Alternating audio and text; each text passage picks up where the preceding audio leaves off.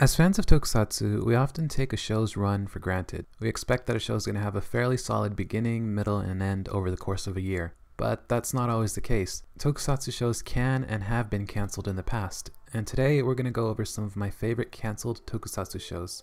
Sazer-X was the third entry in the Star God series from Toho, producers of the Godzilla film series. The first series, Grand Caesar, was their first TV Tokusatsu in about 12 years and was popular enough that a second and third series were made. Unfortunately, the third series was the last in the franchise. The shows typically featured heroes powered by ancient gods and energy from space, but Sazer-X took a different approach. The powers were purely tech-based, and the team was on the hunt for a set of mystical orbs capable of granting a single wish.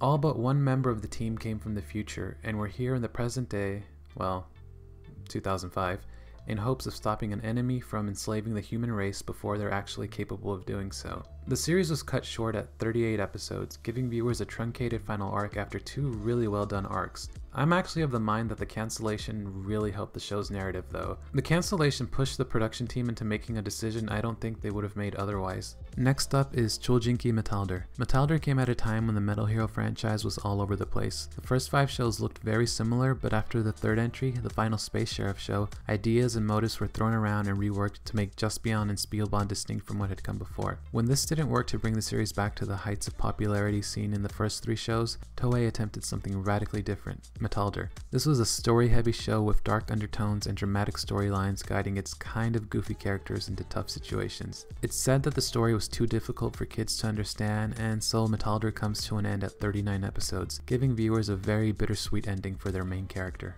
The third entry on this list is Gekko Kamen. So here's an interesting fact. The very first Japanese TV drama produced was Gekko Kamen, which makes it the very first Tokusatsu show, and also the very first Tokusatsu show to be cancelled. Gekko Kamen was a black and white hero story that followed the adventures of a police detective on the case of criminals and monsters in the 1950s, with various episodes making up different story arcs. The series was an overnight smash hit and remains the longest running Japanese hero show to date.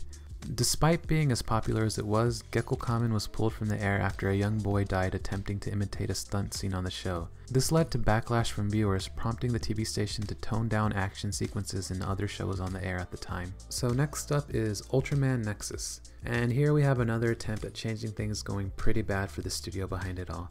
Ultraman Nexus was the third part in the Ultra N project, aimed at moving the Ultraman franchise towards a bit of an older audience. The project originally began with the stage show Ultraman Noah and then the big budget feature-length movie Ultraman the Next, which turned out to be a bomb at the theaters. Ultraman Nexus was the third part in the Ultra N project and tied into the previous projects. Nexus was drastically different from anything that had come before in the mainline Ultraman franchise, having a darker and more serious tone. The show gave viewers a grim world view at the beginning, with the title character struggling to reconcile the fact that he's been giving these amazing powers to save people despite having a pretty checkered past of his own. Also a first was the idea that the title character, the person transforming into Ultraman, wasn't the main character. Komon Kazuki, a member of the Monster Attack team, a person with no powers, was the main character and the person whose eyes we saw the story through. So for a show as dark, dramatic, and introspective as Nexus wanted to be, Tsuburaya, the production studio, wanted it to have a decent time slot. So Nexus was originally scheduled to have a weekend primetime TV slot in Japan, which was eventually taken away from it, probably for Gundam Seed Destiny. The shows started around the same time. What happens is you get a very adult, complicated story airing at 7:30 in the morning, which means, yeah, kids are not going to understand this. So naturally, Nexus was a ratings disaster, but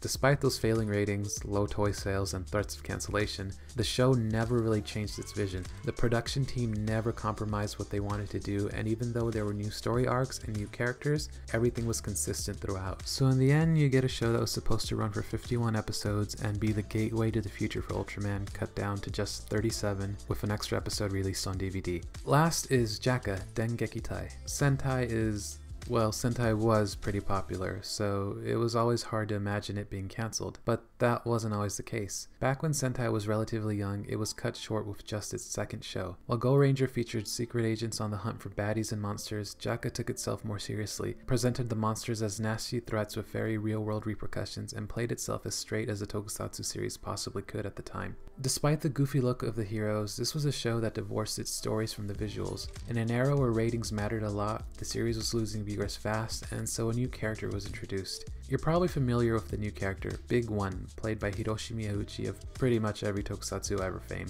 Big One's character was a flamboyant and goofy character, colorful and loud, a stark contrast to the serious characters in the show up to this point. Big One more or less becomes the main draw and leads to what a lot of fans consider the lowest points in the show, eventually leading to the defeat of the final enemy with a literal rat bomb. Jaka comes to an end after 35 episodes, and this would be the final time Ishinomori himself worked on a Sentai series.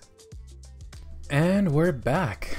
So it's been a while, right? Talk about canceled projects. I have been slacking. It's not that I haven't had time, I've just been really tired getting adjusted to a new lifestyle. I uploaded that last video after I moved, but before I moved into where I actually live now. I had a bit of a rough patch between moving and finding a place to live. Yeah, so I live in Japan now. Specifically, I live in Tokyo now, so that's been interesting adjusting to that. Yeah, so I'm gonna try to make videos more often. Probably not as often as I was making before, but yeah, hopefully no more like 4-month breaks between videos. What have I been up to since then? I was in an episode of Sentai.